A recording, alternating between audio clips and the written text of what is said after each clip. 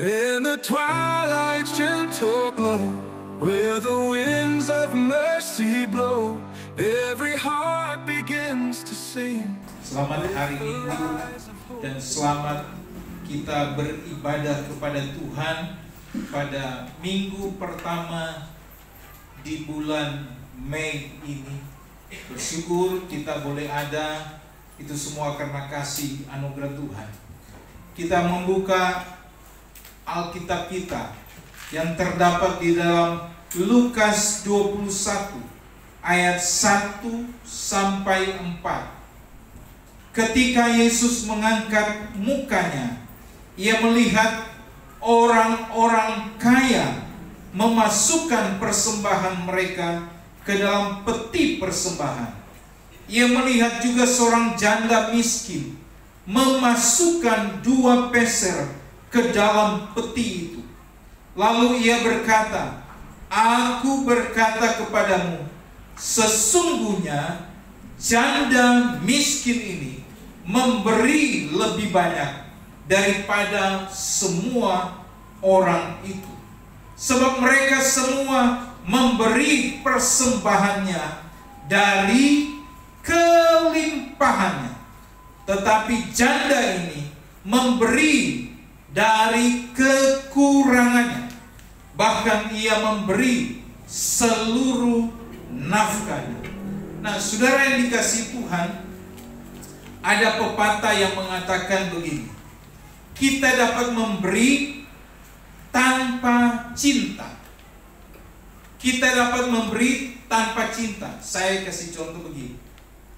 Saudara, kalau kita pergi ke pasar atau pergi ke restoran, kalau ada pengamen, kalau suaranya bagus, waduh, kita akan merasa bahwa suaranya merdu, suaranya indah. Tapi kalau ketemu dengan pengamen yang cuma tepuk-tepuk jari aja, nyanyi vals, kadang-kala kita memberi supaya dia cepat pergi, bukan lama-lama ada di situ. Tidak, kita kasih uang supaya dia cepat pergi. Kenapa? Karena sudah satu, menyanyi juga vals, kedua, hanya dengan alat seadanya. Kita dapat memberi tanpa cinta, tetapi kita tidak dapat mencintai tanpa memberi.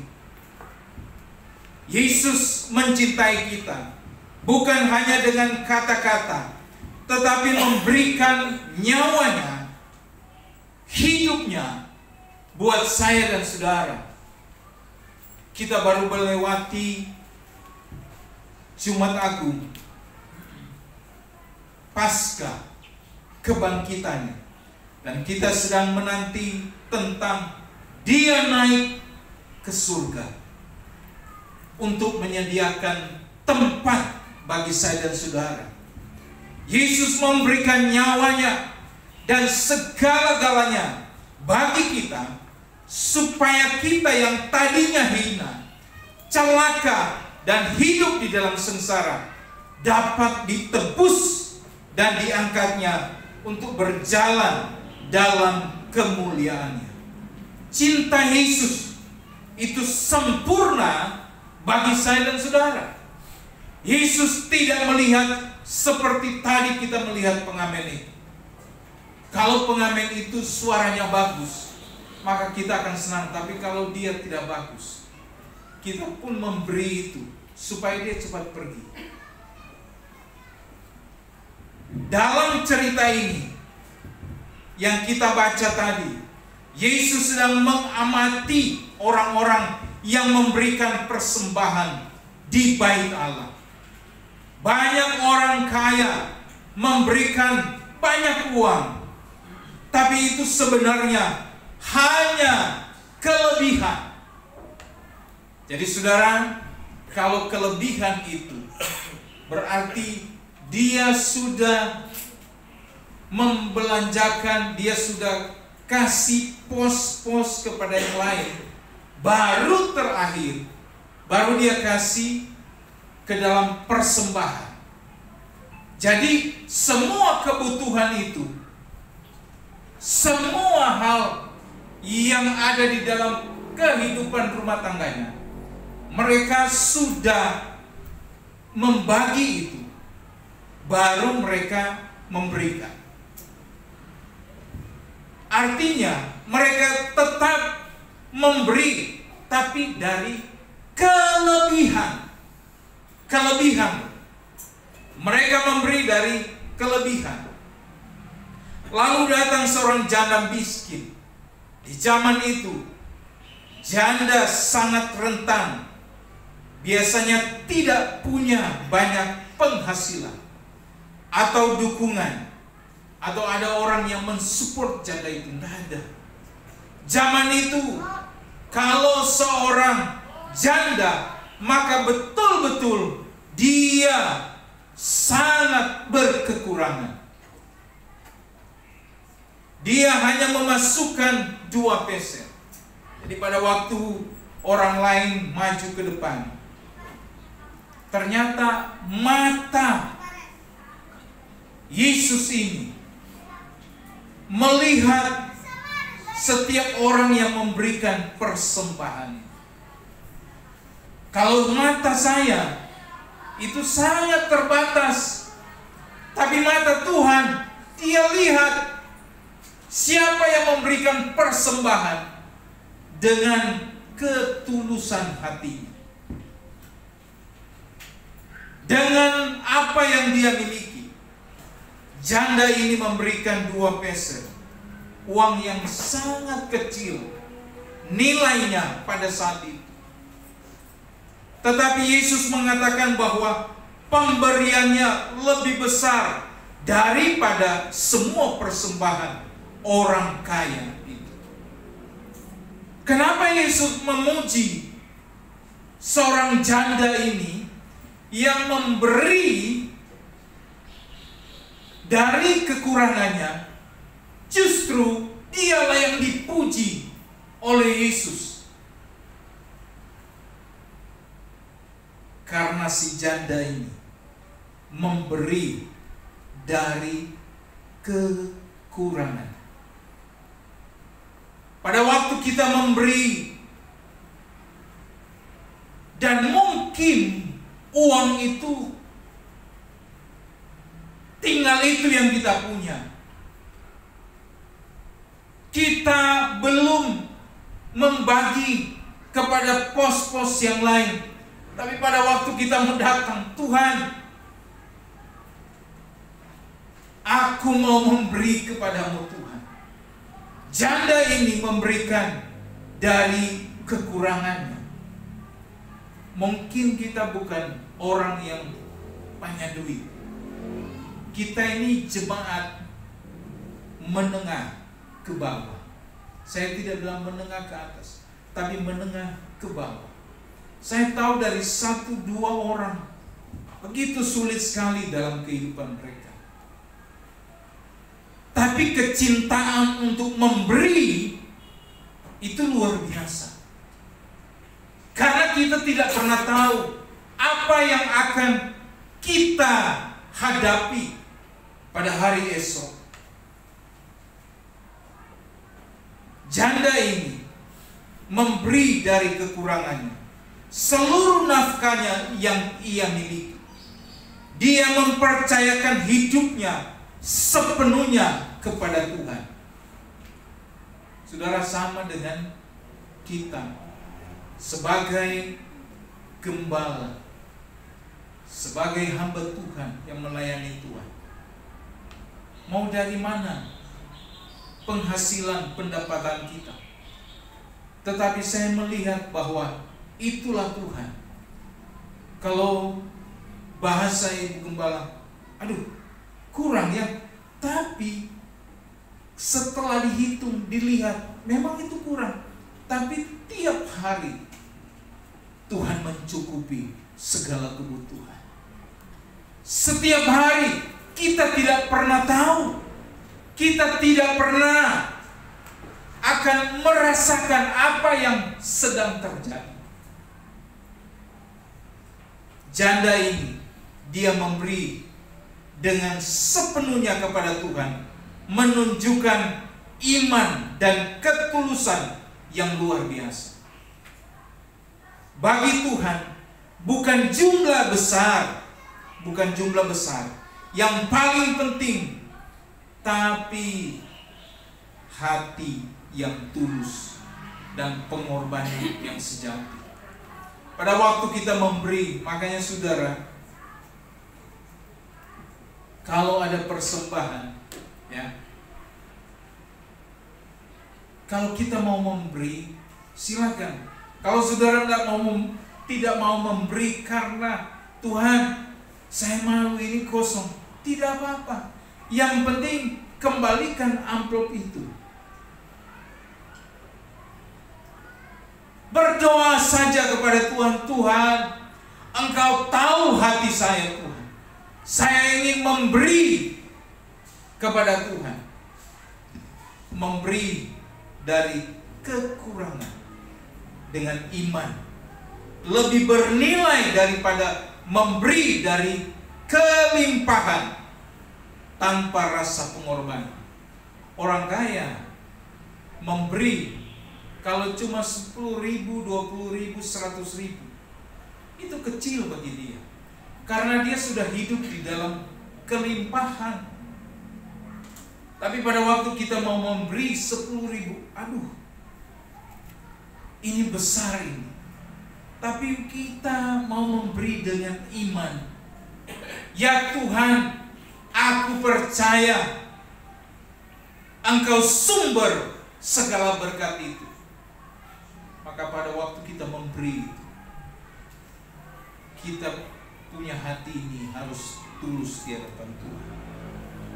Saudara masih ingat di dalam 1 Raja-Raja 17 ayat 8 sampai 24, kisah janda di Sarfat. Elia disuruh pergi ke janda di Sarfat, sedangkan di daerah Sarfat itu sedang terjadi paceklik, sedang terjadi kelaparan, kesusahan, tidak ada makanan berlimpah di sana. Tapi kenapa Tuhan suruh Elia untuk pergi ke Sarfat? Disinilah kadang-kala kita memikirkan tidak masuk akal. Kenapa Tuhan tidak suruh saya pergi ke kota yang jauh lebih enak, kota yang jauh lebih menyenangkan, tapi Tuhan suruh Elia ini pergi ke janda di Sarfat. Janda ini diperintahkan Allah untuk memberi makan Elia dengan sisa tepung dan minyaknya, dan mujizat terjadi pada waktu dia memberikan kepada Elia. Elia diutus ke Sarfat. Elia ditugaskan Tuhan untuk pergi ke Sarfat, sebuah kota di wilayah Sidon, di mana seorang janda akan memberinya makan. Elia kemudian pergi ke Sarfat dan bertemu dengan janda yang sedang mengumpulkan kain. Ini di cerita ini bukan janda yang kaya, bukan. Ini bukan seorang wanita yang banyak harta, tapi wanita yang punya kesusahan. Dan wilayah Sarfat itu sedang dilanda paceklik. Kedua, janda yang miskin. Janda itu hidup dalam kemiskinannya dan hanya memiliki segenggam tepung dan sedikit minyak untuk makan. Tetapi Elia meminta janda itu untuk menyediakan air dan roti baginya. Pada waktu janda ini membuat roti, dia kasih air. Janda ini berkata, biarlah hambaku lebih dahulu makan ini. Biarlah hambaku lebih dahulu mencicipi apa yang aku sediakan ini. Disitulah mujizat Tuhan terjadi bagi janda ini. Disitulah kuasa Tuhan terjadi kepada janda ini. Janda ini percaya peristiwa kebangkitan anak itu membuat janda itu yakin bahwa Elia adalah nabi Allah yang benar. Janda ini mengalami 2 kali mujizat. Yang pertama, dia hampir mati karena kehabisan makanan. Tapi justru kelimpahan yang datang kepada janda ini. Yang kedua, dia alami anaknya yang perempuan itu juga mati. Dan di sanalah Elia membangkitkan janda itu. Kisah janda di Sarfat ini mengajarkan tentang kasih, pemeliharaan, dan kuasa Allah yang tidak terbatas. Allah menggunakan seorang wanita miskin, tidak percaya ini, untuk menolong hamba. Saudara yang dikasihi Tuhan, kadangkala dalam kehidupan perjalanan hidup ini, Tuhan bisa gerakan orang yang tidak percaya itu bisa menolong kita. Orang yang tidak percaya, dia bisa menjadi penolong bagi saya dan saudara. Tetapi dalam hidup ini kita sering temui bahwa orang yang kita harap bisa menolong kita, justru dia tidak tolong kita. Ini terbalik. Kita mungkin sudah berpikir, bagaimana kehidupan ini?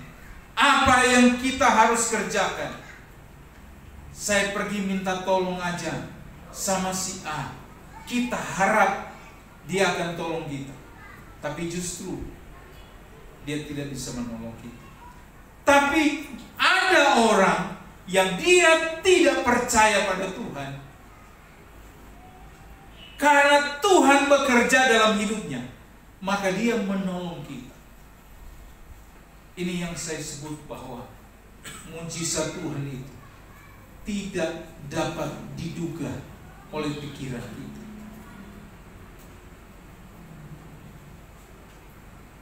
Dalam kehidupan kami banyak mengalami mujizat Tuhan. Tetapi itulah cara Tuhan menolong kita. Tuhan menghargai hati, motivasi lebih dari penampilan luar. Artinya apa? Tuhan menghargai motivasi hati lebih dari penampilan luar itu begini. Saya berpakaian dengan semampu saya, dengan apa yang ada di rumah. Saya ambil baju itu, ya itulah. Memang saya cukup hanya membeli baju itu. Berbeda dengan motivasi orang yang tidak mengenal Tuhan atau yang sudah mengenal Tuhan. Kalau motivasinya salah, saya mau jumpa dengan pejabat, maka saya harus membeli baju yang jauh lebih bagus, yang lebih mahal, yang lebih tren, yang lebih supaya kelihatan saya adalah orang berduit. Nah, ini salah ini, saudara. Di hadapan Tuhan, nilai sebuah pemberian tidak diukur dari besar kecil jumlahnya, tetapi dari ketulusan hati. Sama-sama bilang ketulusan hati. Ketulusan hati. Banyak pun kita memberi, tapi kalau kita tidak tulus, ketulusan hati kita tidak ada, maka sia-sia. persembahan yang kita berikan sia-sia. Tapi walaupun itu sedikit, tapi disertai dengan ketulusan hati, itu sangat indah di hadapan Tuhan. Dunia ini seringkali kita terpukau dengan angka besar, donasi besar, atau pemberian yang tampak mewah. Namun Yesus mengajarkan sesuatu yang jauh lebih dalam tentang pemberian yang terbaik. Janda miskin dalam Lukas 21 memberi hanya 2 peser, sedikit sekali jika dibandingkan dengan orang-orang kaya. Tapi bagi Tuhan, persembahan itu adalah persembahan terbesar. Yesus bilang, justru wanita ini, dia jauh memberi daripada orang-orang itu. Karena ia memberi seluruh yang ia punya dengan kepercayaan penuh kepada Tuhan untuk mencukupi hidupnya. Dia percaya dia datang sama Tuhan. Dia serahkan 2 peser itu ke dalam persembahan itu dan dia berkata, Tuhan, ini persembahan yang aku berikan kepada Engkau. Mungkin itu juga sudah habis di dompetnya. Pada waktu dia kasih, Tuhan, aku percaya, aku hanya menyerahkan hidupku ke dalam tangan-Mu. Tapi Tuhan justru menghargai saat kita memberi dari apa yang ada pada kita, meskipun kecil di mata manusia. Persembahan janda ini disebut Yesus sebagai memberi lebih banyak. Karena yang pertama, karena ia memberi dengan cinta. Saya memberi persembahan itu, dasar kita harus cinta kepada Tuhan. Kalau dasar kita tidak ada dasar cinta, berarti kita keliru. Makanya pada waktu memberi persembahan, kita berdoa dulu kan. Pada waktu berdoa, Tuhan, aku mau memberi kepada Engkau karena aku mencintai Engkau. Kalau itu dasar motivasi kita, itu tidak salah, karena kita mencintai Tuhan. Dia tidak memberi karena terpaksa. Ini ada kata terpaksa. Saudara kasih 100 miliar pun di depan, kalau terpaksa, tidak jadi berkat buat kita. Kita kasih 100 juta pun, kalau terpaksa, tidak ada cinta, enggak diberkati Tuhan. Tidak diberkati oleh Tuhan. Dia tidak memberi karena terpaksa, bukan supaya dipuji, bukan juga supaya tampak hebat di depan orang banyak, tapi dia memberi karena cintanya kepada Tuhan. Cinta yang membuat dia rela menyerahkan seluruh yang ia punya tanpa menghitung untung dan rugi. Jadi dia tanpa menghitung untung dan rugi. Satu kesaksian, ada seorang rekan, dia selalu berkata begini, kalau bisnis saya Pak Yohanes, saya berbisnis. Tetapi kalau bicara pelayanan, bicara tentang kita mau kemana, saya sudah matikan saja kalkulator saya. Saya sudah nak mikir, karena yang saya tahu bahwa kalau itu berbentuk pelayanan, kalkulator saya sudah mati. Artinya dia sudah tidak hitung untung dan ruginya, karena dia tahu bahwa apa yang dia lakukan semuanya itu karena cintanya kepada Tuhan. Memberi dengan cinta berarti tidak memperhitungkan apa yang akan aku dapatkan kembali. Kita kadang-kadang berpikir, mari saudara,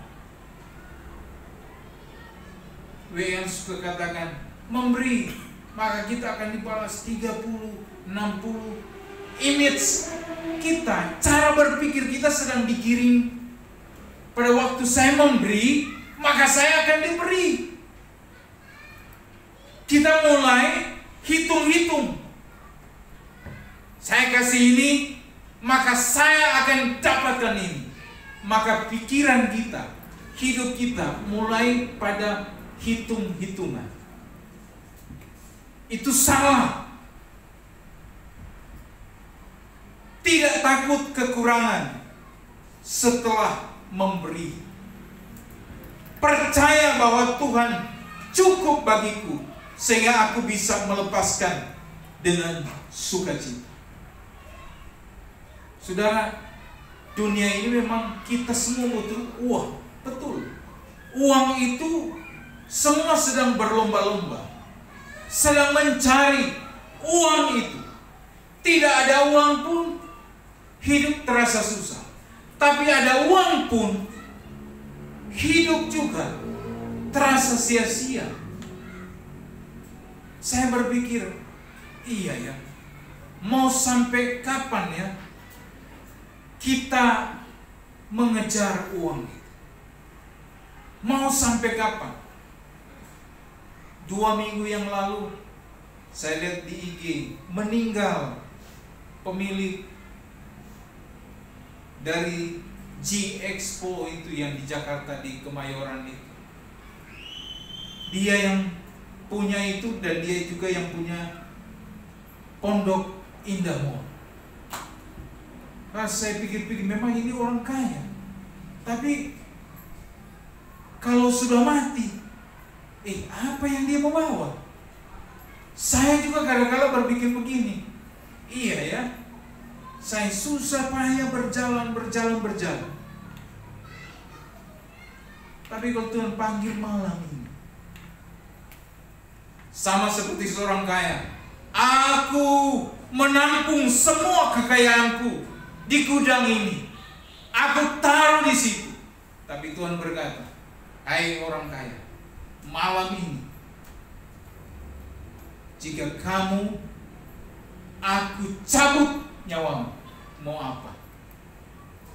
Kita harus berpikir bahwa apa yang kita punya, kita harus syukuri.